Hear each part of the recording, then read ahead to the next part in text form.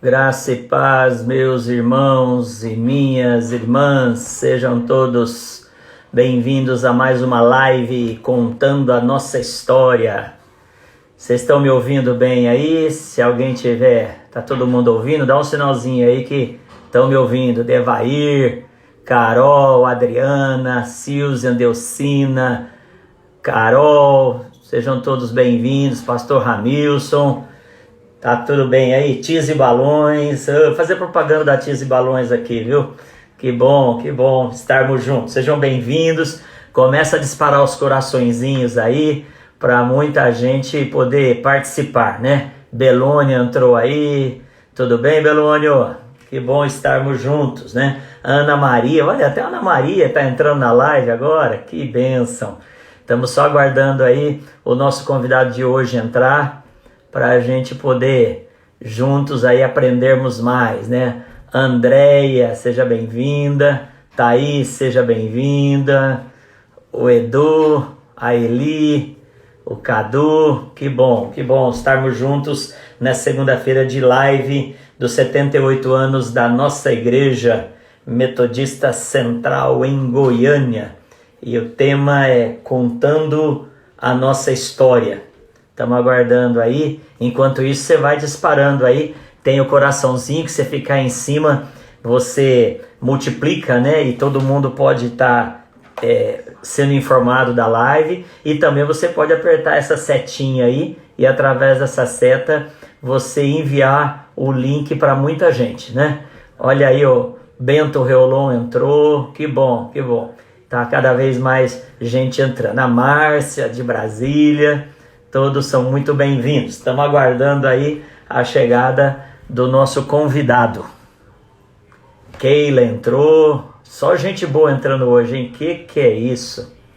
Glória a Deus por isso. Heloísa entrou.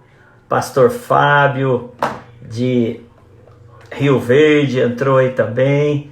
Glória a Deus pela vida de cada irmão e irmã. Louvando a Deus porque Ele tem cuidado da gente. Olha, a Márcia está falando que está em Unai, lá naquele hotel top que tem lá. Glória a Deus. Walter Quintana, seja bem-vindo, Walter, escritor famoso, que já rodou pelo mundo aí. Glória a Deus pela vida do Walter. Estamos chegando aí, estamos começando, só aguardando a entrada do nosso convidado de hoje, para a gente poder participar juntos aqui desta live. Arte Verde entrou, que bom. Vai apertando o coraçãozinho aí para que a gente possa participar. Aqui, o nosso convidado chegou.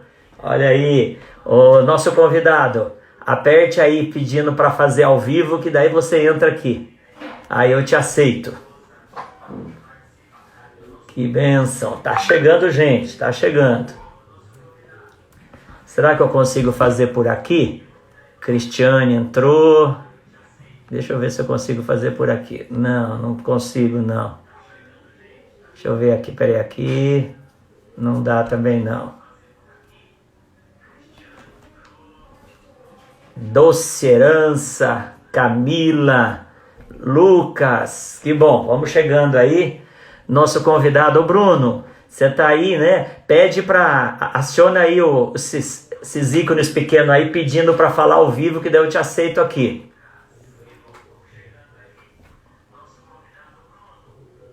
Cláudia Pimenta, chegando aí.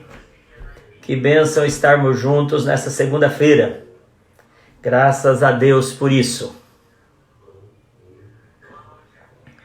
A Bruna Carneiro entrou, a Enide, Bispo Adonias, seja bem-vindo, Jennifer. Que bom estarmos juntos, celebrando os 78 anos de vida. Tem como chamar aqui? Ah, agora entrou aqui. Eu ia chamar o Bruno, mas ele entrou aqui. Que bom. Bruno, tá aqui. Deixa eu adicionar o Bruno.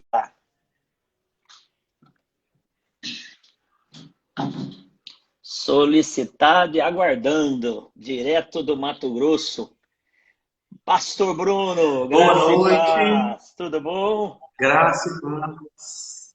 Tá me Uma ouvindo? alegria, uma honra, um prazer estar aqui. Amém. E Alegria também um pouco nossa. nervoso, né? Porque tem Olha, muita gente aí. Eu queria pedir para o exatamente. Bispo Adonias dar licença e não ficar vendo, porque senão eu vou Olha, ficar constrangido. eu não sei se constrange mais o Bispo Adonias ou algumas irmãs conversando hoje. Zezé, É verdade. Sulemar, falando, o Eu, Bruno. tem como bloquear aí os comentários, pastor? A turma estava até comentando sobre apelido. Vai estar liberada a falar os apelidos do pastor Bruno, do reverendo Bruno, sabe ou não? Ah, pode, tranquilo. Aquele tempo não É era a minha bullying, né? história. Aquele tempo não era Hã? bullying, né? Hoje tem esse negócio de bullying. Aquele tempo não tinha esse É, negócio de bullying, hoje né? Mas que é bom. verdade. Pastor Bruno, alegria recebê-lo na nossa série de lives. Amém. Esse mês, como você sabe, nós estamos comemorando 78 anos, né, de vida da nossa Sim. igreja, e uma boa parte desses 78 você viveu aqui, né? E a sua família tem vivido aqui até hoje, escrito essa história. E aí nós decidimos, nesse mês, convidarmos pessoas que marcaram, que fizeram essa história, né? Chamamos na primeira segunda-feira o pastor Tiago, que foi pastor aqui 4 anos. Chamamos na segunda Sim, semana o pastor Adonias, agora bispo Adonias, que foi pastor 6 anos aqui. E hoje, então, nós achamos muito legal você ter feito o convite de estarmos com você, né? E você, como nós já anunciamos para o pessoal das nossos grupos aqui, você não foi pastor aqui, mas você cresceu aqui e foi enviado para o ministério através desta igreja, né? Então, se tem alguém que pode eu contar... brinco, Oi? eu brinco, pastor, que aí na igreja central eu só não dei Santa Ceia, casei, batizei e fui presidente das mulheres. O resto tudo eu É fiz. isso aí. Então você tem história para contar. Você tem história para contar.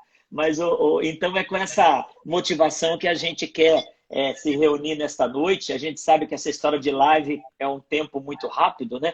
Mas a gente quer louvar a Deus por você ter aceito o convite. A gente sabe das demandas de uma igreja como a de Rondonópolis, do distrito como Mato Grosso, que você é SD aí. Mas obrigado por ter aceito, encaixado aí, né? O que a gente quer falar? O tema da live é discipuleiro, né? E dentro dessa ideia, a gente pensar nesse período que você teve aqui, né? E a primeira pergunta, então, nem todo mundo te conhece, né? Mas conta um pouco para nós da sua família, como que tá, quem é a sua família, seu filho, sua esposa. Atualiza para quem não te conhece. Então, né, tem um versículo que o apóstolo Paulo se refere a Timóteo, né? Da sua avó, da sua mãe, né? E se referindo a Timóteo. E eu sou neto da dona Laura, que faleceu no final da 90 e... Chegou até a esquecer a data, 98, 99. E filho da Beth, né? Não sei se ela ainda tem a mesma fama aí, né? Mas a Beth, irmão da Juliene, Aliás, a e Juliette eu já falou aqui que nasci. a irmã mais linda que você tem é ela. Acho que travou aí. E eu nasci numa época em que na igreja metodista tinha o costume do culto bebê, né? Então, apesar de não parecer, eu tenho 45 anos, né? E, e eu nasci em Goiânia. E logo que eu fui para casa, a primeira visita que foi uma das primeiras visitas que minha mãe recebeu foi da Sociedade de Mulheres da Central de Goiânia. Fizeram o culto do bebê e me deram a Bíblia. E eu lamento muito não ter essa Bíblia até hoje, né? Mas então aí começou a minha história na igreja, né? E minha mãe levou os filhos, né, a vida inteira para a escola dominical, os cultos, né? Então a igreja metodista onde eu participei de jogral, né? Participei de coral infantil, né? Fiz todo aquele protocolo da escola, Uhum. da escola dominical, das salas, né? Então, e nessa igreja eu cresci, eu passei a minha infância, a minha pré-adolescência, a minha adolescência e a minha juventude. toda, né? Então, eu saí de Goiânia com 26 anos, quando eu fui enviado pela igreja para a Faculdade de Teologia da UMESP, né? Da Faculdade de Teologia Metodista, PATEL. Então, eu só saí da Igreja Metodista de Central de Goiânia porque eu fui enviado por ela. Né? Talvez eles não aguentavam mais, mas não vamos enviar. Né? E nesse período de envio, eu também atuei, eu tive o privilégio de poder atuar um ano numa congregação que era da Igreja Central de Goiânia, que hoje não é mais, que é a congregação do Palmito. E depois passou, na época o Palmito era uma congregação, a Igreja do Novo Mundo era outra. Né? Aí o Palmito, a Igreja do Novo Mundo se tornou Goiânia Leste, e se tornou uma igreja autônoma, e o Palmito agora é uma congregação da Goiânia Leste. Né? E esse ano que eu passei no Palmito foi um ano assim, decisivo para mim, porque foi de muito aprendizado. Né? Que eu fui líder da congregação. Né? Então eu tive o privilégio de poder aprender muito e afirmar o meu chamado. Né? Então, com todas as minhas limitações, né, a inexperiência natural de quem está começando, mas me serviu, foi muito importante para mim. Eu tenho um carinho muito grande pelo Palmito também, que participou desse processo. Que bênção. E hoje você até já estão dando a sua ficha aí, que você fez fisioterapia também, mas antes de você entrar nesses detalhes acadêmicos, hoje você está pastoreando a Igreja Central de Rondonópolis. Com quem? Casado? Conta um pouquinho disso aí para a gente... Isso, perdão, é verdade. Então, nesse período, eu fui para a Faculdade de Teologia, fiz ali meus estudos, e onde eu conheci a minha esposa, que é a Karina, que também é pastora, e pastoreia junto comigo, né, aqui na Igreja Metodista de Rondonópolis. Né? Nós ainda não temos o nome de Central de Rondonópolis, porque só tem uma em Rondonópolis. Mas o nosso sonho é plantar novas igrejas, aí nós vamos tornar central. Aí eu vou aí eu vou pastorear a igreja central. Rondonópolis, que tamanho que é a cidade, pastor Bruno? Bom, Rondonópolis é uma cidade muito importante do Mato Grosso. Né? Ela está situada geograficamente numa localização decisiva, onde todo o escoamento da produção do Mato Grosso passa necessariamente por Rondonópolis, que vai para o Paraná, para o Porto de Paranaguá, né? Então, Rondonópolis é uma cidade que tem 250 mil habitantes hoje, em média, né? E ela tem crescido muito, né? E é uma cidade que experimentou um crescimento muito grande agora nos últimos 15, 20 anos por causa do crescimento também do agronegócio no país, especialmente no Mato Grosso. Legal. E hoje a igreja de Rondonópolis, ela que tamanho que é a igreja? Funciona com células? Conta um pouco para a gente se conhecer desse momento seu.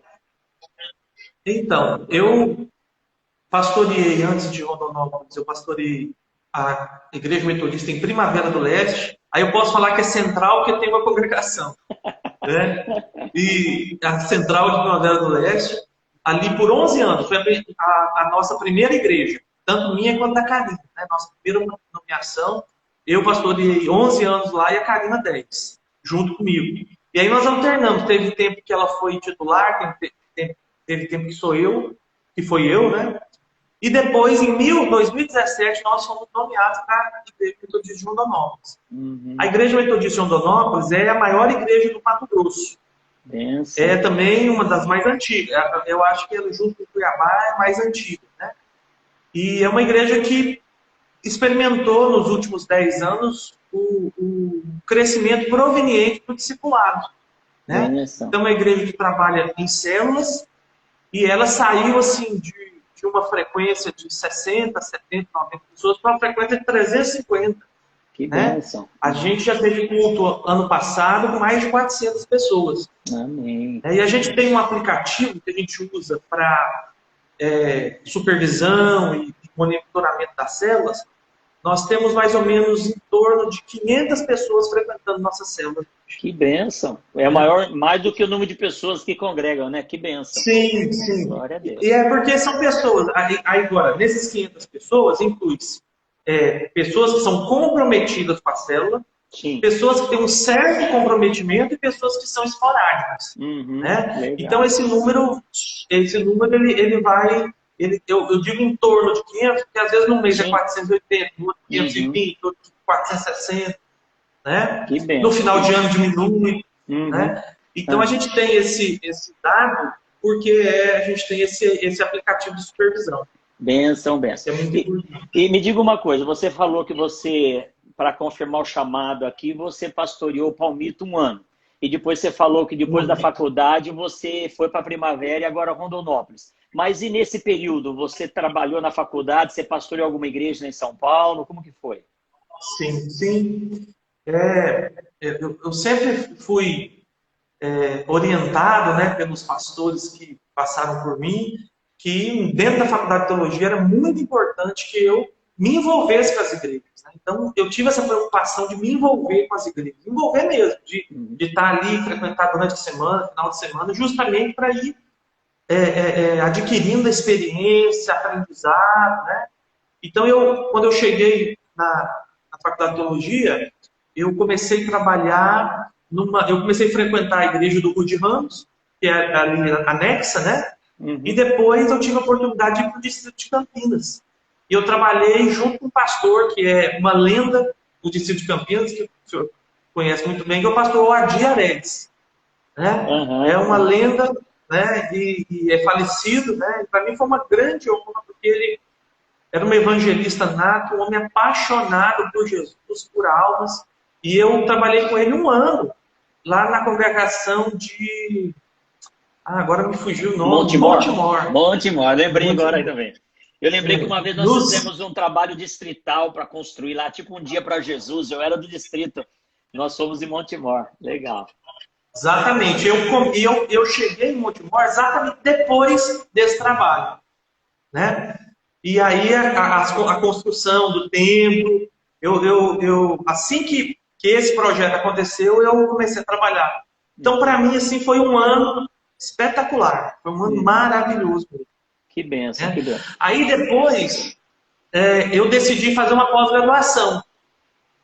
E aí no outro ano, eu iria só frequentar a igreja do Rude Ramos e ia fazer uma pós-graduação.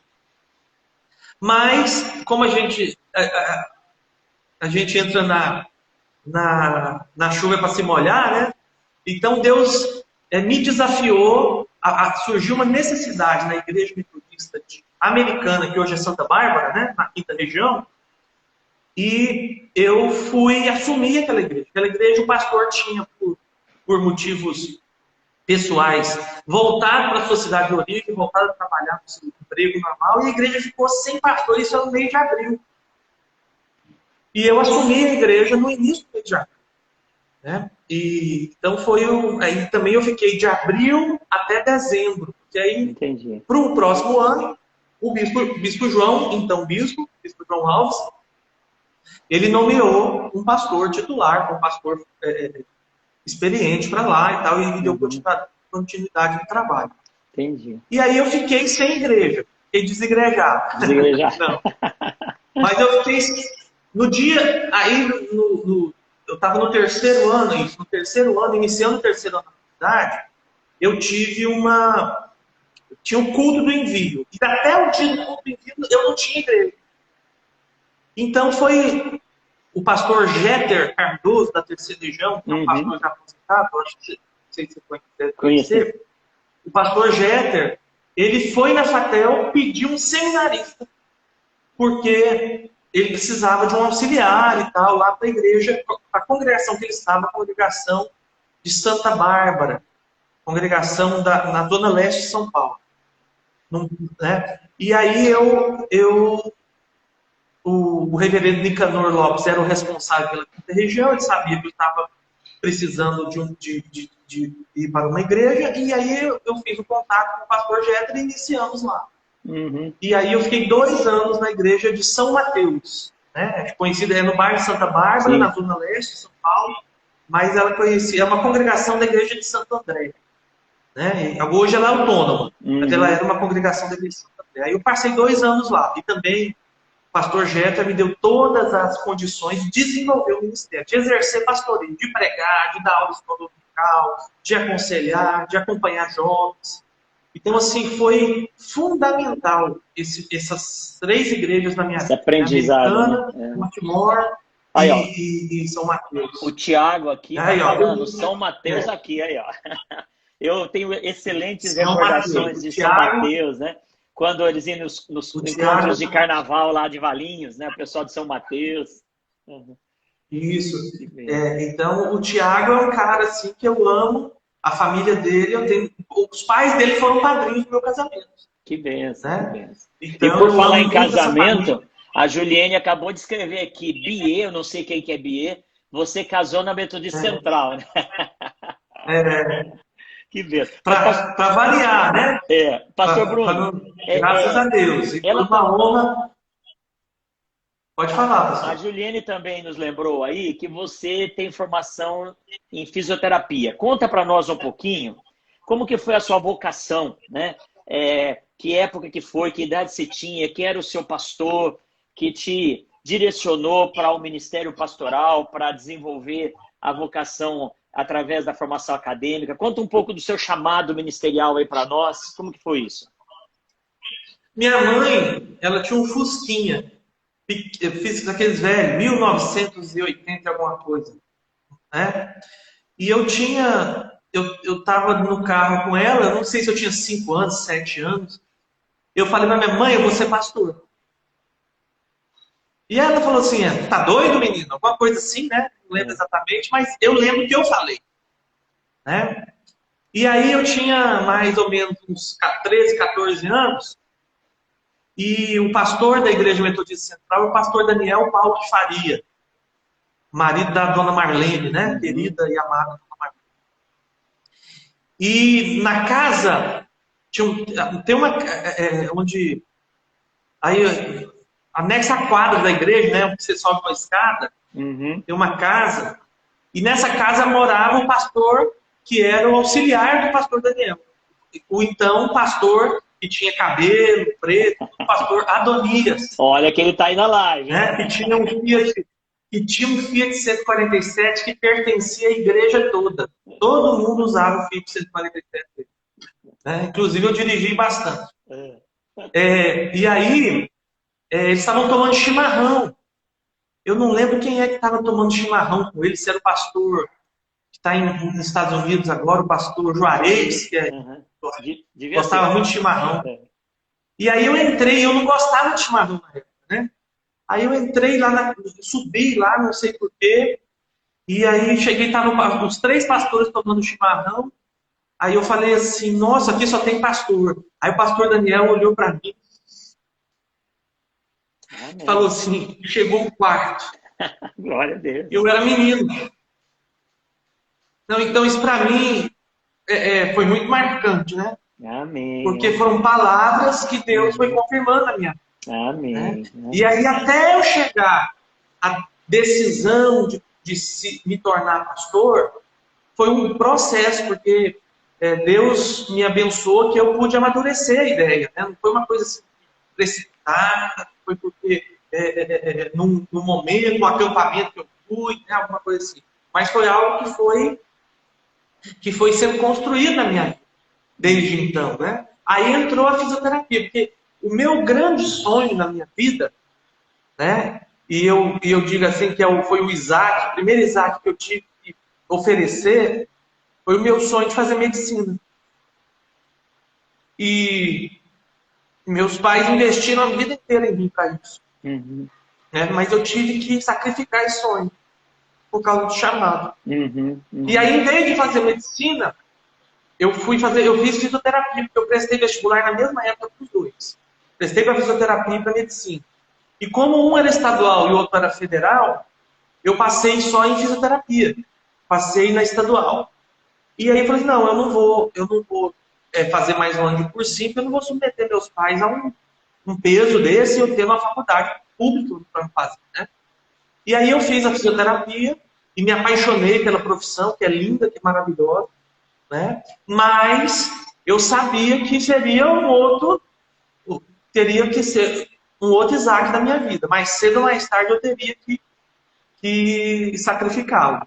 Mas aí eu já tinha consciência disso, né? Já era adulto, então, e eu fui caminhando nessa direção, né? E aí eu fiz fisioterapia, foi maravilhoso, né? Porque te dá experiência acadêmica, me deu experiência de vida e tudo. E quando eu decidi ir para fazer teologia para o ministério, aí eu fui de corpo e alma, né? Amém. Né?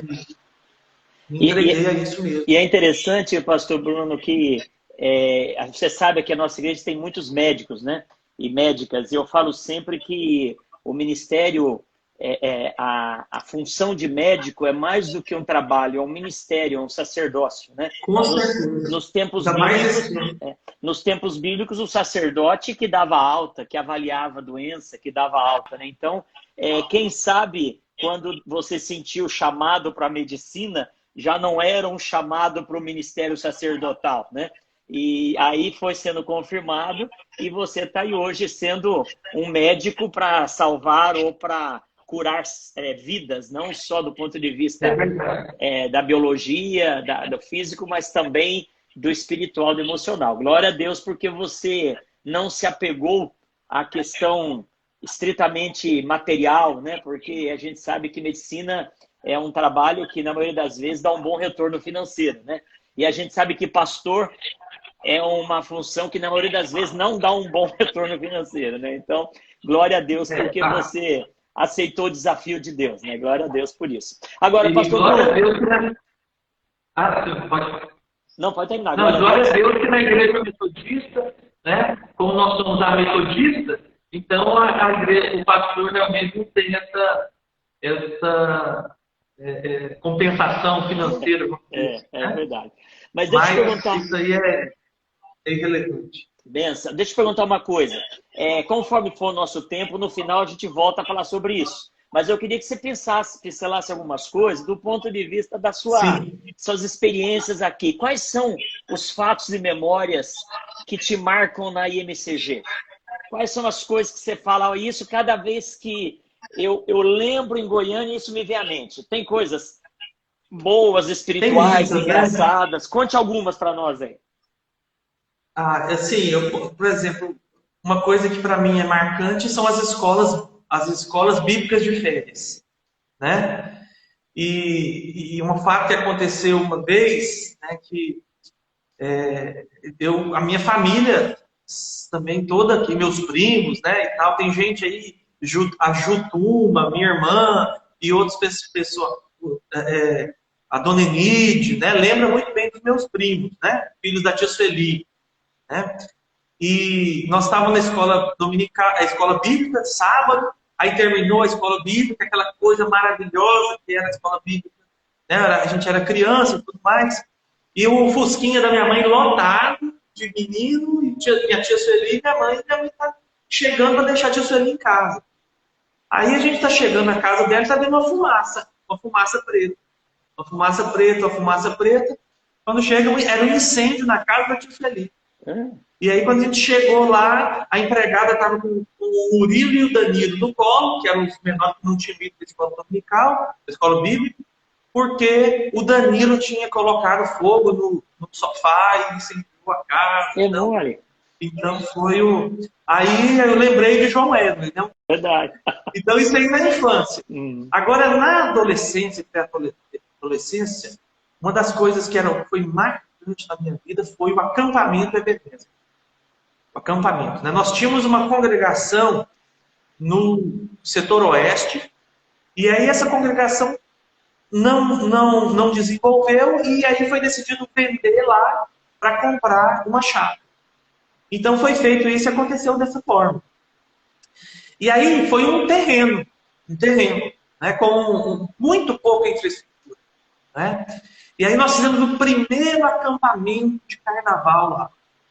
E era num rancho, tudo improvisado, barraca, gente amontoada. Só que o que tinha de rusticidade tinha, assim, de alegria, motivação, nós estamos no nosso acampamento, aquela coisa. E aí a gente foi fazer um culto em Bela Vista, um culto evangelístico, que era costume fazer um culto em Bela Vista, um culto evangelístico. Todo mundo ia para o acampamento para lá, fazia o evangelismo naquele dia e fazia o culto. E aí, pastor? E todo mundo foi. E eu fiquei. Eu não sei por que eu fiquei, mas eu fiquei. Porque não foi todo mundo. Eu acho que é porque eu era muito menino, uns 12, 13 anos, e ainda, sabe quando a gente é aqueles pré-adolescentes do conta? Mas enfim, eu fiquei. Pastor, e começou uma chuva, e as barracas de todo mundo abertas, aquela dó, porque caía água assim, em bicas, nas malas, olhou tudo. Quando o pessoal chegou no culto, estava o estrago. E aí foi gente emprestando roupa do outro. Aí tinha uma área, o lugar onde era o templo, foi feito de lona preta. E aí o povo tudo dormindo debaixo da lona preta, improvisado, com roupa dos outros. Eu dormi. Isso foi marcante. Eu não sei se o pessoal aí mais antigo lembra, mas no Corcel 2 da Dora, mãe do reverendo Cleison, e do Dário. Eles tinham o Corcel 2 bege. Eu dormi dentro do colchão, do Corcel, porque não tinha onde dormir. Né? Então os meninos, as meninas, como sempre, né, os melhores lugares iam para elas. O colchão seco dormia 3. Mas menino, homem, não tinha essa conversa. Né? A gente foi dormir nos carros. Então, o acampamento também, essa foi uma lembrança muito marcante, mas foi marcante também porque todas aquelas casinhas lá, os quiosques que foram feitos, onde fica a casa pastoral, o próprio templo, ali foi construído com um mutirão. Né? E eu lembro que muitas vezes eu fui nesse mutirão com o pessoal, o Belônio, marido da Thaís, lembra muito bem disso. A gente ia para lá, passava o final de semana assentando tijolo de servente, subindo em cima das paredes, fazendo massa de cimento e tal. E aí a gente foi fazendo aquilo ali, né? Com muito carinho, com muito amor. E nesses acampamentos é que eu tive minhas experiências com Deus mais fortes, mais tremendas. Nós tínhamos lá um lugar de vigílias, né? Não sei se ainda tem. Mas tinha um lugar para fazer a vigília. E ali eu tive experiências tremendas com o Espírito Santo. Ali eu fui batizado com o Espírito Santo com 19 anos de idade. Eu nunca esqueço, estava orando ajoelhado numa vigília que não foi programada pela igreja. Nós tínhamos uma família do Tiago Pio, o Tiago da Larissa, que a gente sempre ia orar sexta-feira lá no acampamento. E aí, num dia, eu estava ali com 19 anos orando, tinha um toco de mangueira, né, que cortou os pedaços ali e colocou para sentar. E eu ajoelhado, sentado ali, muito tempo buscando essa bênção, né, querendo o batismo com o Espírito Santo, e ali sozinho, cada um estava orando para um lado, o Espírito Santo, Deus me encheu ali eu transbordei na presença de Deus. E eu fui tremendamente marcado. Eu vi coisas maravilhosas acontecendo ali. Conversões, libertações, restaurações. Né?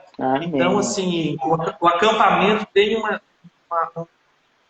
ligação assim, comigo muito forte. Né? Que bênção. E, pastor Bruno, olha que bênção para mim está sendo essa live, dentre outras coisas, porque eu estou aqui há 17 anos, eu nunca tinha recebido essa informação de que foi com a venda da propriedade do setor oeste que se comprou o acampamento. Eu não sabia disso. Eu já vi muitos documentos e livros do setor oeste, né? Mas eu não fazia esse link. Então, que bênção que você está contando a nossa história aí. Isso é interessante. Se der tempo no final, nós vamos voltar, porque tem muita gente comentando aí. Belônio falou que dormiu na cadeira de praia nesse dia e uma série de coisas aí. Mas eu queria fazer uma pergunta para você, pastor. Na sua opinião, quais são os pontos fortes da Igreja Metodista Central em Goiânia? O que você, olhando para a igreja daquela época e a igreja que você conhece até hoje, o que você destaca como ponto forte da Igreja Central de Goiânia?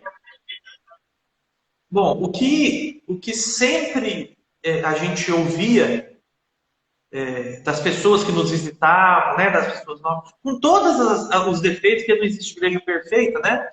mas era o amor.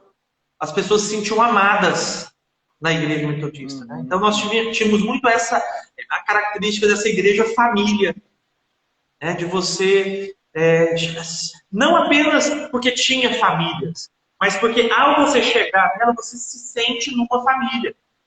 Né? Então isso é muito importante. Isso aí para mim é o ponto crucial da Igreja Metodista Central de Goiânia. Amém. Ela ser uma igreja que você se sente, você pertence a uma família. Não é um grupo, não é uma sociedade, não é um network. Né? Porque eu já tive nas minhas igrejas gente que quis frequentar a igreja porque queria aumentar o network. Né? Mas quando a igreja é amorosa, ela produz um lugar de família. Amém. Né? Amém. Então aí nós temos... Então essa característica para mim é a característica da Igreja Central de Goiânia. Amém. Uma igreja que ama e que faz as pessoas se sentirem amadas. Amém. Isso para mim é o que é o mais marcante. Amém. E pastor Bruno, que bênção essa sua fala e esse seu detalhe, porque nós fizemos essa pergunta para os nossos convidados das semanas anteriores. E eles falaram a mesma coisa, né? Eles falaram que essa característica do amor, do acolhimento, é um diferencial na vida da igreja. Glória a Deus por isso. E quem é que está nos assistindo, que é a geração atual, e quem vai assistir, que a live vai ficar guardada, que essa é a nossa vez, essa geração, de manter essa característica como uma característica forte, né? Agora, uma pergunta, pastor Bruno. Qual é, na sua opinião, a área que precisa ser fortalecida na IMCG? Se você reconhece que tem pontos fortes, também existem coisas que podem melhorar. Na sua opinião, quais são as áreas que precisam ser fortalecidas? Pastor, assim, agora é mais difícil eu falar porque eu não estou convivendo com a realidade da igreja, né? Mas eu posso falar de uma maneira geral, daquilo que eu estou vivendo aqui como igreja, que eu acho que é o que eu tenho que melhorar também. Né? Que nós temos que melhorar aqui como igreja em Rondonópolis. Né? Eu acredito que nós precisamos ser uma igreja que tenha preocupação de ser relevante na cidade. Né? De influenciar na cidade de maneira positiva. E isso, para mim, tem sido um grande desafio para que a igreja seja uma igreja sem paredes. Né? Então, se nós temos um amor tão grande que quando as pessoas chegam, nós temos o desafio de transbordar esse amor na cidade. Né? Então, através de projetos sociais, através da expansão das nossas células, né? De nós interferirmos nas realidades da vida das pessoas, mais ainda. Não ficarmos como uma igreja que confortável. Né? Talvez a gente tenha que colocar aí mais uns espinhozinhos nos bancos, né?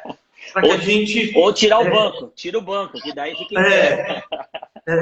Então, assim, isso eu falo, pastor, baseado no que eu estou vivendo. Né? E que às vezes a gente vai nesse ministério aí de muitos anos, conhecendo as igrejas e tal, as realidades. E eu acho que esse é o nosso grande desafio. Porque nós estamos vivendo numa época, no século XXI, com particularidades, né?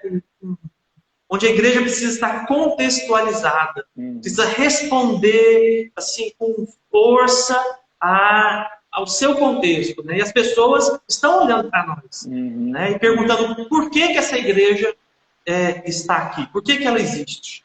Né? Isso é muito importante. Então, esse é um desafio muito grande. Eu acho que para nós, para a Igreja Central de Goiânia, para as igrejas da nossa região, do Brasil, legal. Eu acho que por aí. E, pastor Bruno, isso é uma palavra que vem como profecia para nós, em nome de Jesus, né? O lema da nossa, o slogan da nossa aniversário desse ano, né? Até nós mandamos fazer um marca-bíblia aqui, né? Igreja no templo e fora do templo, né? E uma das coisas que você acabou de falar foi isso, a igreja precisa ser relevante fora do templo, né?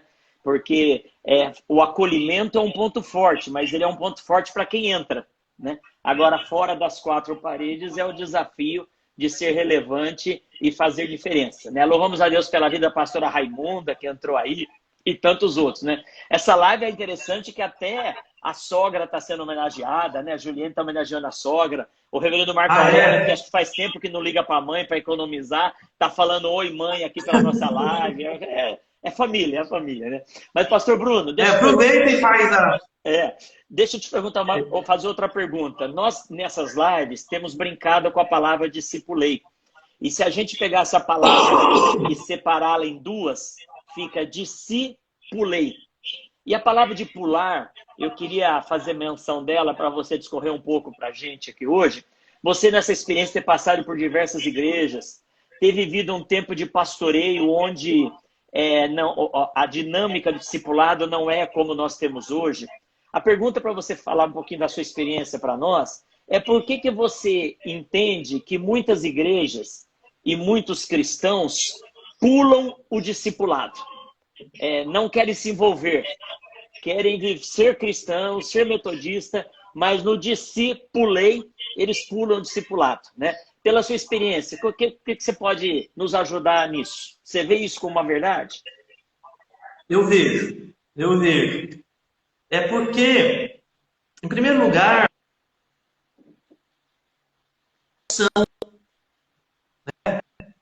o discipulado não é uma escolha que uma determinada igreja faz.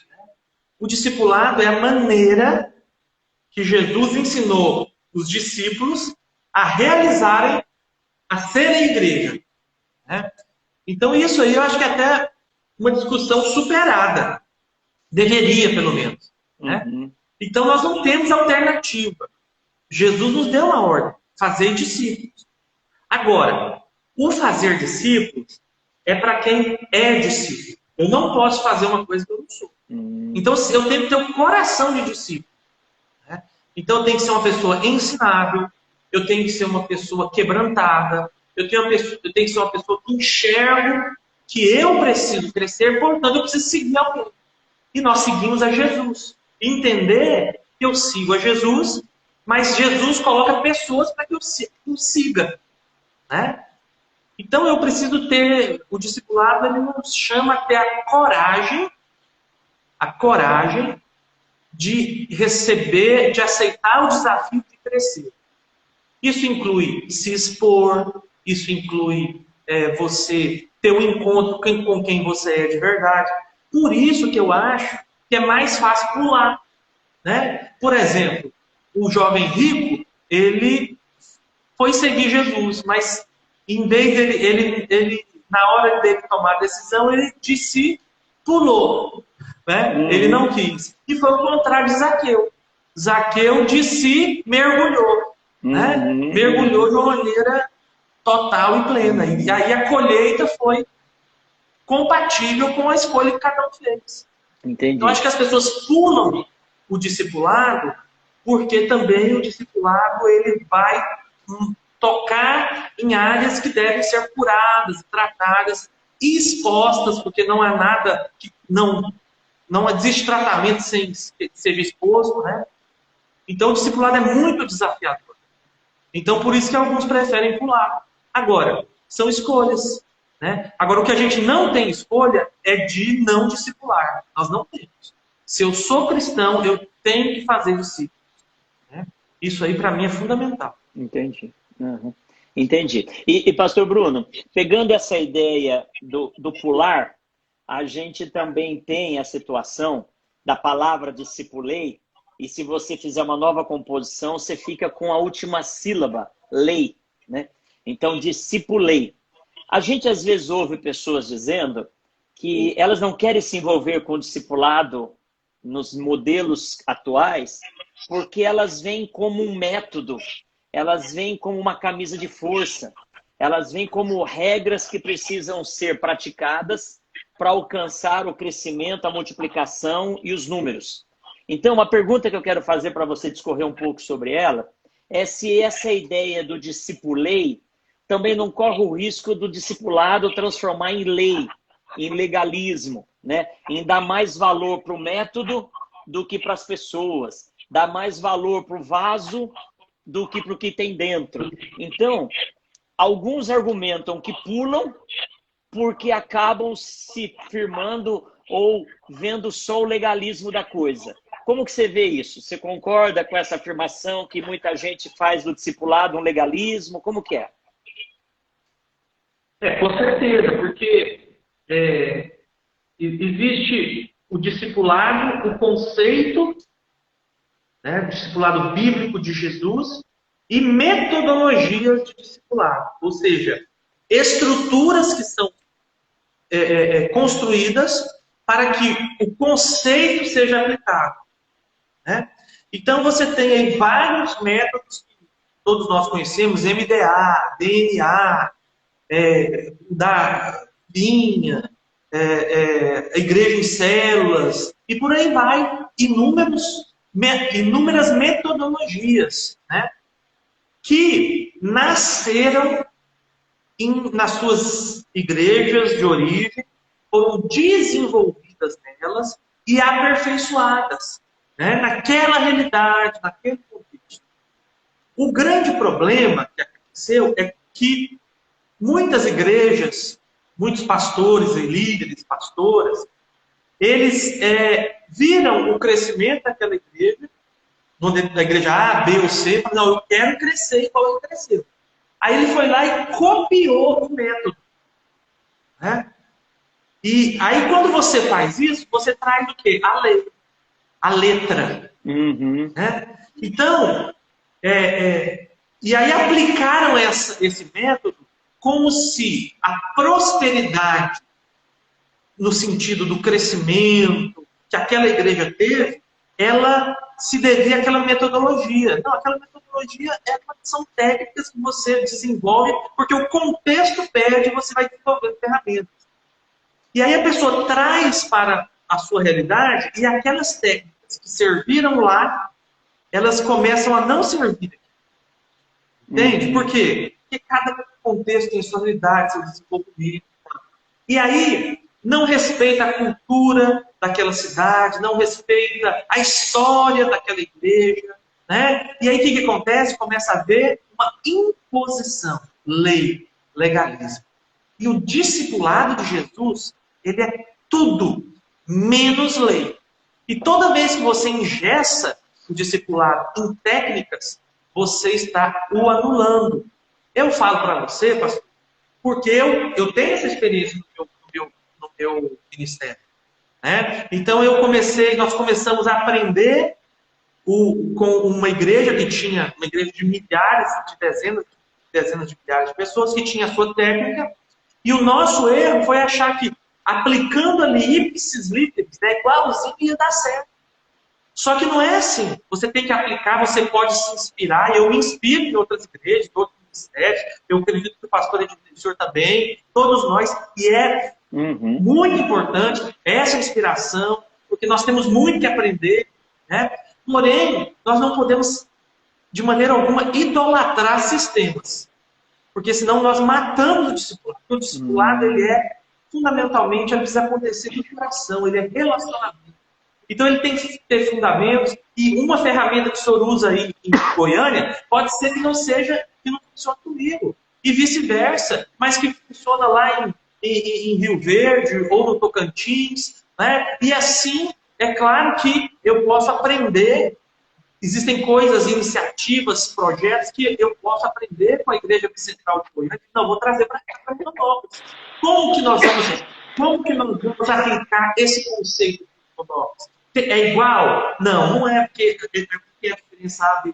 Então, isso nós precisamos realizar para que não caiamos na lei. Agora, o que fundamenta isso é a dependência de Deus. É a direção do Espírito Santo. Porque se nós caminhamos e priorizamos a direção do Espírito, a voz de Deus, o discernimento que Ele dá, nós vamos usar com sabedoria as técnicas, as metodologias, sem ferir a nossa identidade. E produzir paz, produzir harmonia. E ter um discipulado eficaz, que não vai se engessar. Né? Porque alguns recursos que eu usei há 10 anos, quando eu comecei, eu já não uso mais. Entendi. Porque são ferramentas que passaram. Antigamente a mulher, e na casa, né, era mais a mulher que lavava roupa, então a minha mãe e minha avó lavavam roupa no tanque. Aliás, minha avó. Aí chegou a máquina de lavar. Você vai continuar usando o tanque, se você pode usar a máquina de lavar? É uma ferramenta, entende? O importante é lavar a roupa, não é verdade? Então, o importante é o evangelho, a palavra, é o que se transmite, é o conteúdo. Mas as técnicas para isso, nós temos que estar abertos para o novo, para as inovações, porque a sociedade muda, a linguagem muda. Nós estamos aqui, olha só, o que nós estamos fazendo aqui há 10 anos atrás, sei lá, 5 anos atrás, nós imaginaríamos isso? O senhor é da geração, mesmo a minha, que não tinha internet. Né? Então, isso aqui são ferramentas novas. Então, nós temos que estar abertos para a internet pode ser um instrumento ruim, tá? Pode, mas pode ser um bom instrumento, se nós soubermos usar, como nós estamos usando.